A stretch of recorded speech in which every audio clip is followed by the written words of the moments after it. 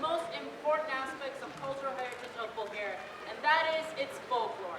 In moments of great controversy or challenge, or even great moments of prosperity, people would rely on the music and dances to find inner strength or glorify life. Join us into this exploration. And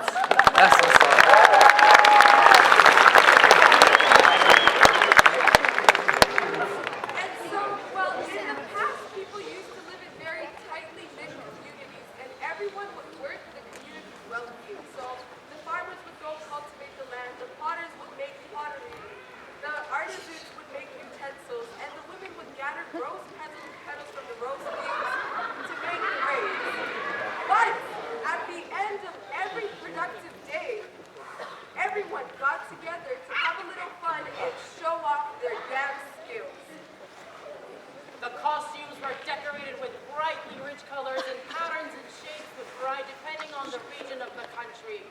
The Rodopi Nosi would be typical of the Rodopi Mountains, and at the end of each of the days, they would ask the question of, so you think you can dance?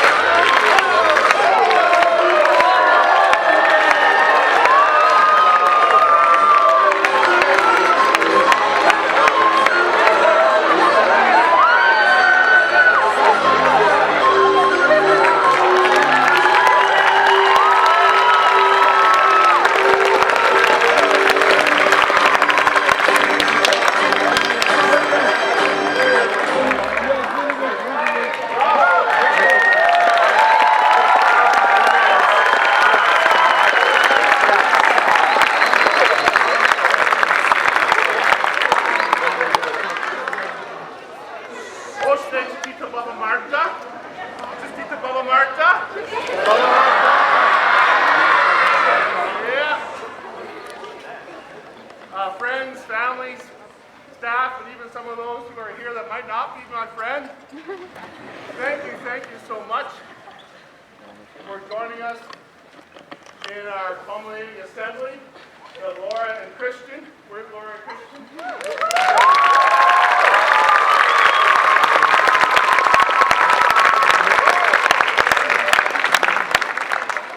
They so eloquently invited all of us to join in our amphitheater right here on this special day.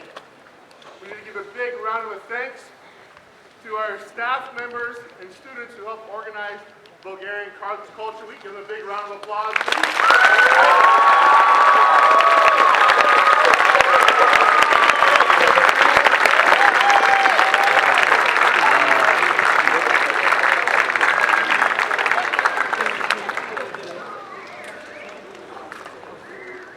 Now, yesterday was Baba Marta. That's the day when we celebrate connecting, when we look forward to maybe changes in the weather. So this is hard to beat.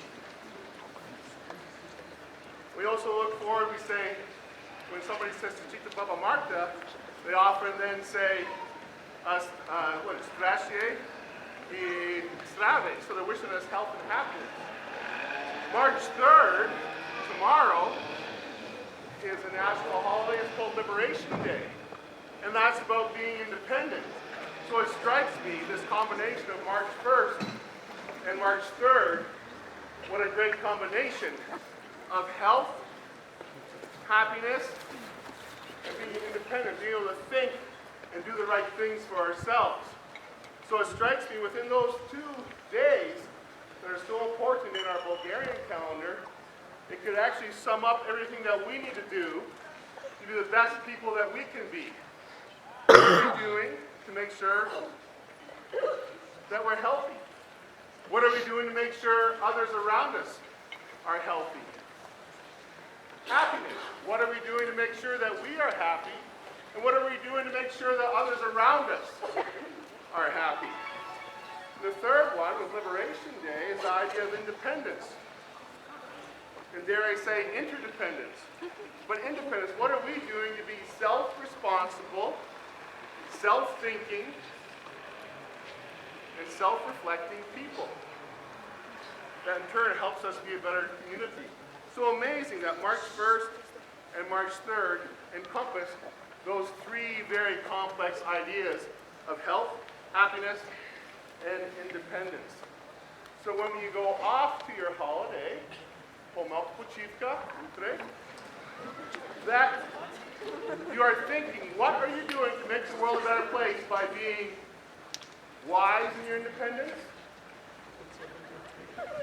happy in your interactions with yourself and others, and healthy in your own self, in interactions with others, as well as this earth that we live on. So then it struck me. We're doing Bulgarian Cultural Week. How long have we been doing that? 3 years. 3 years. And it's important when we think about other people's cultures and our own, that it's not just flags, food, festivals. Yes, we were dancing. We loved it. But the important thing that we learned by dancing with each other is that we've learned more about each and every one of us on a deeper level, not just that somebody likes Shopska salad, or not just knowing how to say a word in Bulgarian, but on a deeper level, an appreciation. So when you're thinking of your own culture and how it plays with here, our culture in Bulgaria, what are you doing? What are we doing to collectively better understand Bulgaria and its people, and its history, and its culture, and in turn, what are we doing as individuals or a collective group to better understand each and every one, others, history, people, culture. So I challenge you, aside from being happy, healthy, and independent, is this. This is the sad part. I walked through the cafeteria. As you can see, probably a little too many times. And what I see first is people making an effort to make sure that nobody sits alone. We have some new people at our school in the last 2 weeks. We want to make sure that they feel welcome. Extremely important.